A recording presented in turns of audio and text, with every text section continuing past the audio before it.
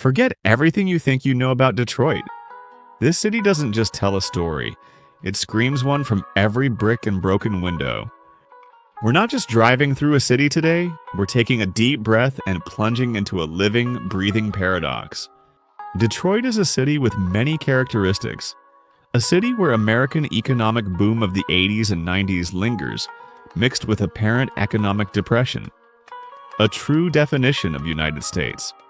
Detroit is a city that holds more American stories than most textbooks. And what you're about to see might just rewrite your understanding of resilience itself. This video is brought to you by Bella Access. Please like, share, and subscribe. Please watch our other exciting videos and leave comments. The first thing that hits you when you start driving in Detroit isn't the concrete canyons or the crush of traffic you might expect from a major American city. No, it's the sheer space. Unlike the packed ancient street grids of places like Boston or the often claustrophobic skyscraper alleys of New York, Detroit opens up before you. It feels expansive. You can see the sky, wide and unimpeded, stretching out above the broad avenues. This wasn't by accident. This city was designed for movement, for the automobile, in an era when Detroit was surging forward, fueled by a manufacturing boom that seemed endless. The streets were built to handle the future, a testament to an almost reckless optimism, wide enough to carry the dreams of an entire nation on four wheels. They anticipated a population that exploded, a workforce that hummed, and an industry that would change the world. As said earlier, Detroit is a city with many faces. On one side are the old architecture, beautiful edifices of the 1940s. On the other side are mansions and new neighborhoods of well-planned streets and backyard with pools. To many people, Detroit is a dead city, completely destroyed by the economic depression, or a city that has been infested with drug addicts and gangs. That's an incorrect impression of Detroit. The story of the beautiful and affluent side of Detroit need to be told. There are parts of Detroit where the smell of affluence pervades the air. Neighborhoods where middle-class and ultra-rich Americans thrive. Streets with modern buildings, parks for the children, and amenities that define a true American city. Areas such as Bloomfield Hills, Birmingham, Grosse Pointe, and Northville are renowned for their affluent residents, luxury homes, excellent schools, and high quality of life. As you approach the downtown core, the narrative shifts dramatically.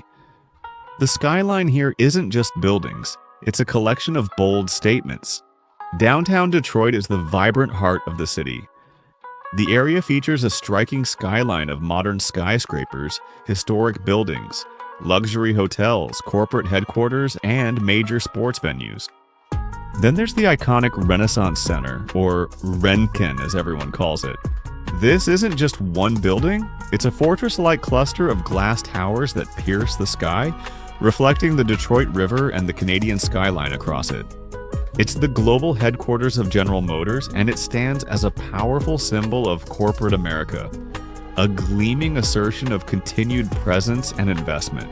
While some might say its design is a bit imposing, its very existence dominating the riverfront speaks volumes about the enduring economic heartbeat of the city. It's a reminder that beneath the narratives of struggle, immense power and influence still reside here. This downtown corridor isn't just about iconic buildings, though. It's alive, pulsating with newfound energy. Drive through and you'll see new streetlights casting a warm glow, restored historic buildings that now house vibrant businesses, and a growing presence of restaurants and lofts that buzz with people. But here's where the drive takes a dramatic turn, where the contrasting realities of Detroit truly hit you. Venture just a few miles out of that gleaming, revitalized core, perhaps heading east of I-75 into areas like the North End, and the landscape shifts with an almost jarring abruptness. Here you begin to see the vestiges of an industrial past that once powered a nation. One place stands out, the Packard plant. It's not just a building, it's a mile-long ruin, stretching endlessly, a concrete titan that once employed thousands. As you continue your journey, the most striking feature becomes the vacant lots. Entire blocks where houses once stood shoulder to shoulder are now just empty fields.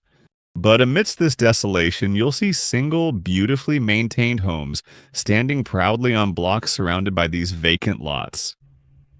Sit back as we drive through the street of Detroit. Don't forget to leave comments.